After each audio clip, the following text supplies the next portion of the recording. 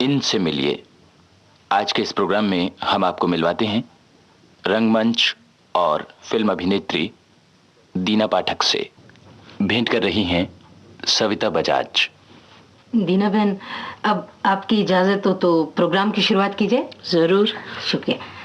अच्छा, पहले आप मुझे सबसे पहले ये बताइए कि आप थिएटर की दुनिया से फिल्मी दुनिया में देर से क्यों आई?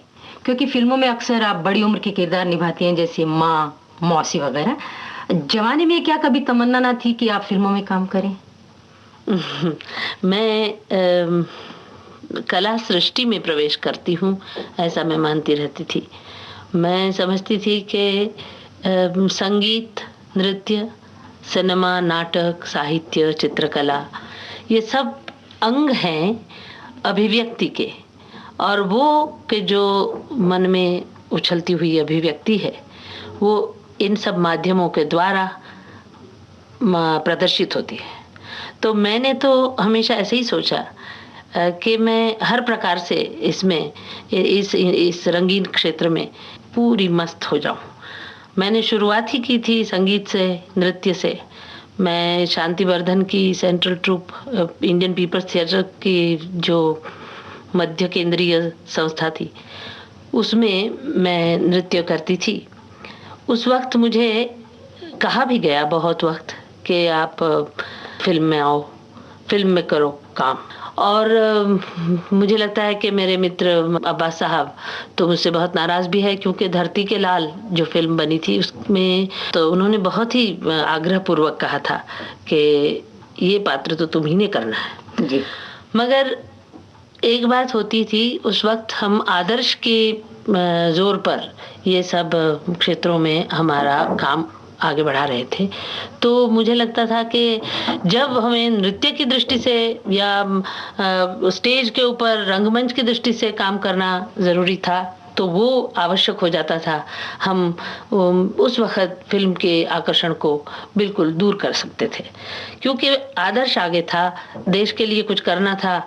वहाँ बंगाल का जो दुष्काल पड़ा था, उसके लिए हम लोग चंदा जमा कर रहे थे, और उसी वक्त हम लोग जो काम कर रहे थे वो इतना महत्वपूर्ण था कि मैंने उस फिल्मों में काम करने का जो आग्रह था उसको एक तरफ रख दिया। मैंने काम किया था जवानी में, गुजराती फिल्मों में मैंने काम किया था। अच्छा। हाँ, और मैं करती रही बहुत सारी फिल्में, शैनी विजयानंद, करियावर, मणेला जीप, वो सब मैंने किए। लीड रोल किए आपने? लीड रोल किए। मगर मुझे लगता है कि मैं हमेशा ये सोचती रही कि ऐसे ही नाटक करते करते ही हमें इतना समाज का विरोध सहन करना पड़ता था कि ये नाटक चेटक करने वाले लोग हैं, तो और भी सिनेमा तो उस वक्त इतना एक्सेप्टेबल नहीं था लोगों में, तो और भी मुसीबतें झेलनी पड़ती।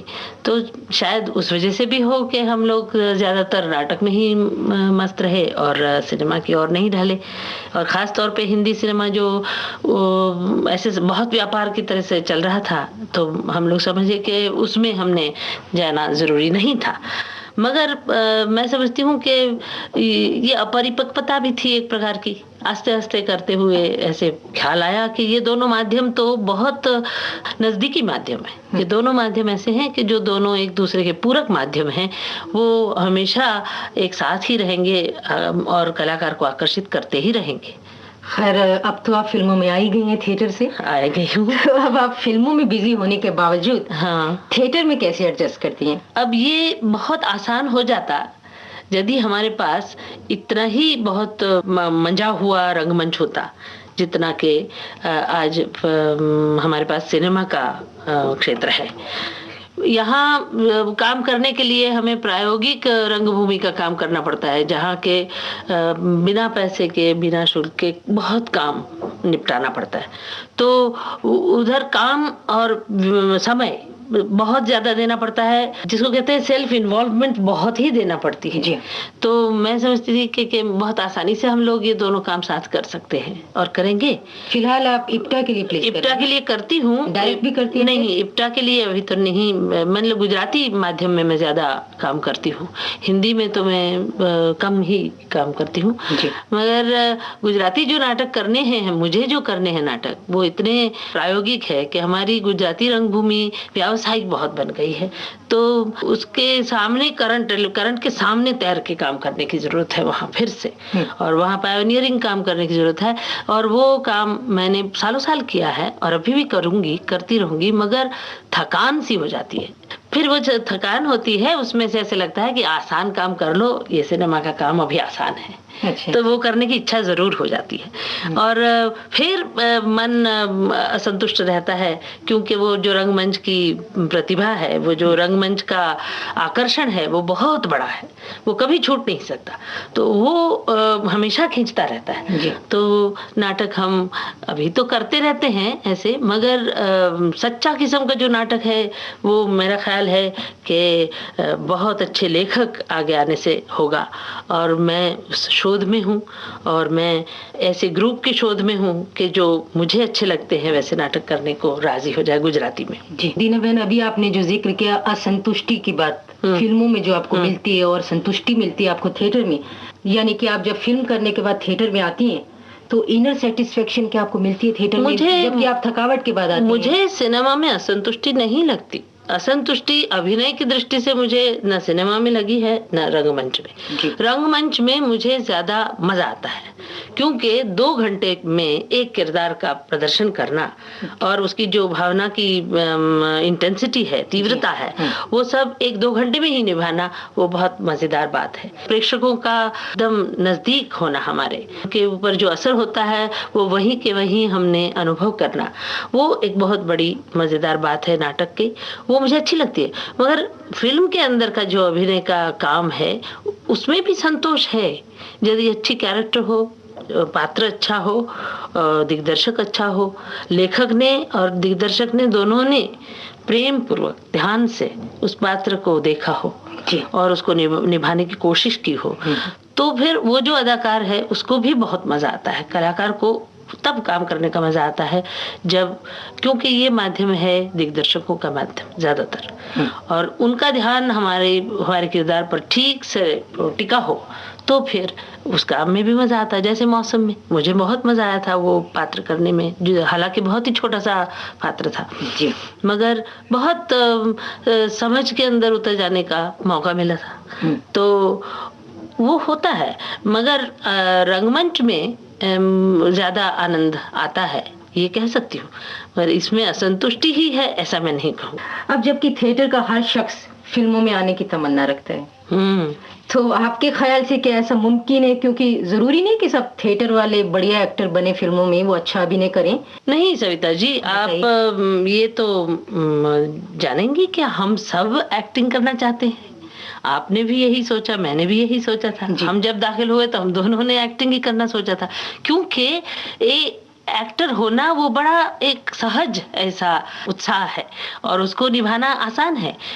सब किस्म का काम करना, मैंने कहा ना कि कला सृष्टि में प्रवेश करना होता है, फिर अपनी अभिव्यक्ति किसी भी माध्यम से हो, वो चित्रकला के माध्यम से करो या गाने के माध्यम से करो या भाषण के माध्यम से करो या एक्टिंग के।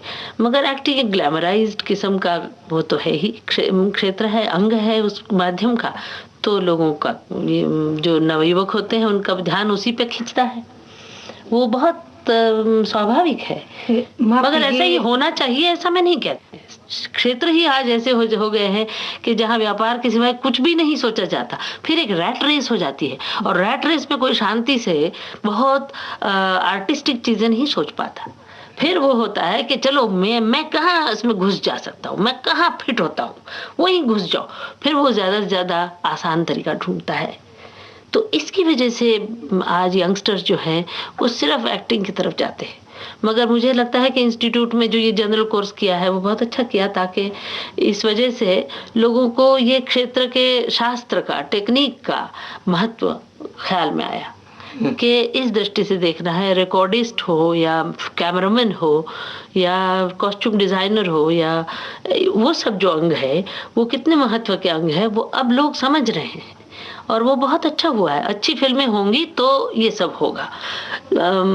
सिर्फ ग्लैमराइज्ड स्टार सिस्टम और फिल्म मैगजीन्स में जिस तरह के एक बूस्टअप होते हैं स्टार्स के और हम लोगों के आर्टिस्टों के, सबको सिर्फ चित्र दिखाओ चित्र दिखाओ चित्र दिखाओ, उनके बारे में ऐसा कुछ है, ग्लैमर पैदा करो कि लोग फिर वही देखें कि उसके बाल किस तरह घुंघराले थे या उसने पल्लो साड़ी का कहाँ डाला था या उसने किस किस्म के शूज पहने थे, वही एक ख्याल ना रहे और उनको और ज्यादा विचार करने की मौका मिले कि उसने जो पात्र किया था उसके पीछे उसका क्या विचार था, क्या उसने सोचा था।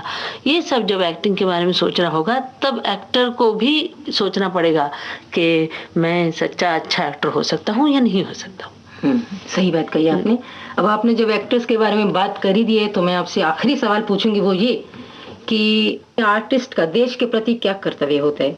कला सृष्टि में मेरा जो एग्जिस्टेंस था या जिंदगी थी वो हमेशा इसी पैमाने पे रही है। मैं इंडियन पीपल्स थिएटर से ही काम की शुरुआत कर चुकी हूँ, जहाँ के हर वक्त हम लोग देश के लिए क्या कर सकते हैं, देश की समस्याओं को किस तरह हम रंगमंच पे उतार के लोगों के सहाय रूप हो सकते हैं, वो हमने किया है। मैंने रास्ते रास्ते पर नाटक किए हुए हैं।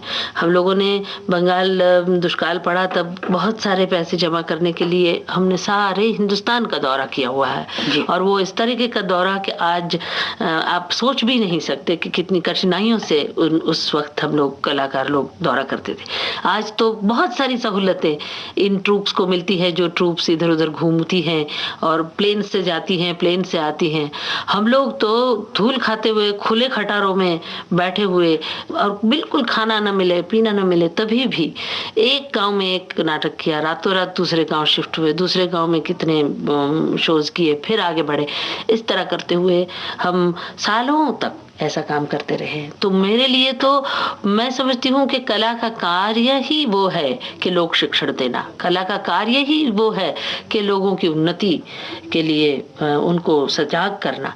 मैं बिल्कुल पर्पसलेस आर्ट में मानती ही नहीं, मैं तो बहुत पर्पसफुल आर्ट में ही मानती हूँ और वो पर्पस हमारा आज का यही है कि किस तरीके से हम हमारे देश के लोगों को अच्छी तरह से जागृत करें, हर किस्म की समस्या के सामने उनको ससज्ज करें। अच्छी कला ये वो कला की सेवा है, लोगों की सेवा है।